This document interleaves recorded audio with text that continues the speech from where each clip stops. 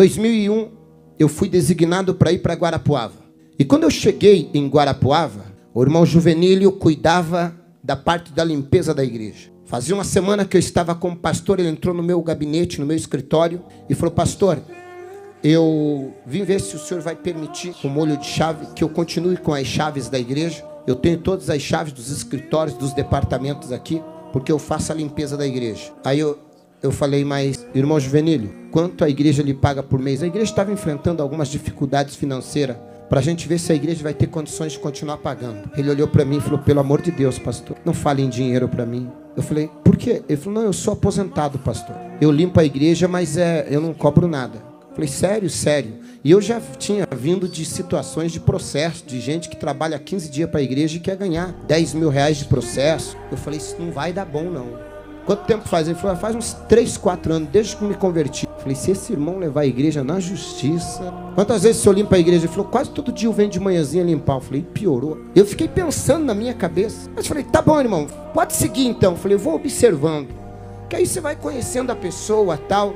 Aí, todo dia, 7 horas da manhã, ele tinha um Fiat Uno 147. Ele encostava o Fiat Uno dele lá, ia lá, limpava a igreja. Eu vinha pro culto segunda, quarta e sexta. 8 horas da manhã eu chegava na igreja, o irmão Juvenílio olhava para mim, falava: pastor, agora eu posso ir, tá tudo limpinho. Ele entrava nos escritórios, limpava tudo, ia no altar, passava pano em tudo, deixava tudo limpo. E na época era banco de madeira, envernizado. Ele vinha, passava pano, limpava, deixava tudo limpinho. E aí ia para casa, voltava, resolvia os problemas dele pela manhã, voltava no culto da tarde. Eu fui tentando identificar se ele tinha algum perfil de amanhã ou depois levar a igreja na justiça. Eu nunca vi ele reclamando de nada. Eu falei: mas vou ficar atento. Até que um dia ele entrou no meu gabinete e falou assim: pastor, eu queria lhe pedir uma autorização. Eu falei: pois não. Ele falou: pastor, me perdoe, mas eu fiz de tudo para poder mudar um horário de consulta.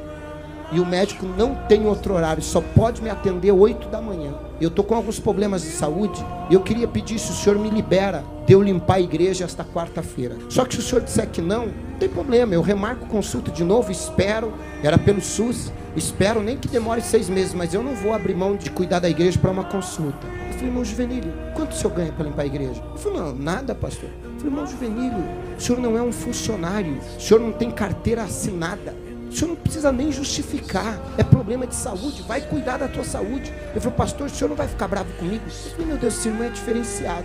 Eu falei: tem gente que arruma ganhando, arruma desculpa para não ir. Eu falei: esse irmão não está ganhando nada. Ele vem me pedir uma liberação, coisa que ele nem deveria pedir, não estava pagando nada. Mas ele veio, eu falei: não, irmão Juvenílio. Ele falou: o senhor não vai ficar chateado, pastor? Eu falei: claro que não. Eu fiquei na minha cabeça, eu estou tentando descobrir o que esse homem tem que os outros não têm. Aí tá, ele foi, o que aconteceu? Deu certo? Ah, não, pastor, já estou tomando os remédios, estou melhor. Um dia, o irmão Juvenílio atrasou para chegar a limpar a igreja. Chegou, o culto começava às 9 da manhã e ele deve ter chegado às 8, porque sempre que eu chegava, ele já estava saindo com a igreja limpa. E nesse dia, eu cheguei e o irmão Juvenílio ainda estava limpando a igreja. E como eu cheguei bem devagarinho, ele estava nos bancos lá da frente, limpando a igreja. E eu vi que eu cheguei de costas, ele estava chorando e falando sozinho. Eu falei: irmão Juvenílio deve estar passando por algum problema, ele não deve estar bem. E eu fui chegando perto dele, pé, por trás do irmão Juvenílio, vendo ele chorando, derramando lágrima e passando pano no banco. E quando eu cheguei perto dele, eu ouvi a oração de alguém que realmente serve a Deus. E ele estava assim: Senhor, eu era um bêbado, minha família ia se perder, eu não valia nada. E a Bíblia diz, antigamente, só podia entrar no teu santuário os levitas para auxiliar na limpeza, mas no Santo dos Santos, só o sacerdote. E o Senhor me deu a oportunidade de poder limpar até o teu altar, aonde o teu servo vai pregar.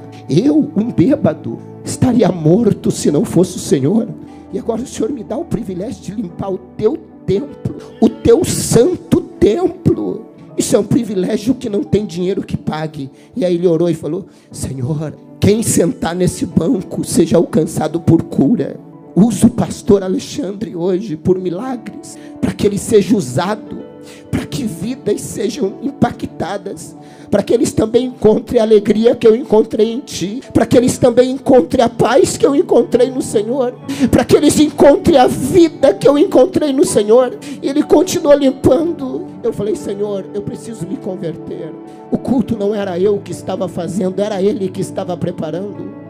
O culto era para Ele, era para o Senhor. Naquele dia eu senti que nada do que eu achava que eu era. Naquele dia eu vi alguém com uma conversão muito grande. Naquele dia saiu toda a preocupação minha com respeito: esse homem vai levar a igreja para a justiça, reivindicando direito. Ao contrário, esse homem se sentia o mais privilegiado de poder fazer qualquer coisa para o reino de Deus. E cada vez que eu acho que eu sou o dono do altar, que eu sou o pastor, presidente da igreja, eu lembro dele, eu falo: eu não sou nada, eu só sou um privilegiado, que ele me deu o privilégio de assumir o altar, para falar do amor dele, para pregar o evangelho. Isso é conversão, isso é servir a Deus com alegria, isso é reconhecimento de quem nós éramos e de quem nós somos. Gratidão, gratidão. Entrai pelas portas dele com gratidão. Era ali o espírito de gratidão do irmão Juvenílio me convenceu. O espírito de gratidão me fez entender que quando você serve com amor, com temor e com gratidão, você consegue manter isso.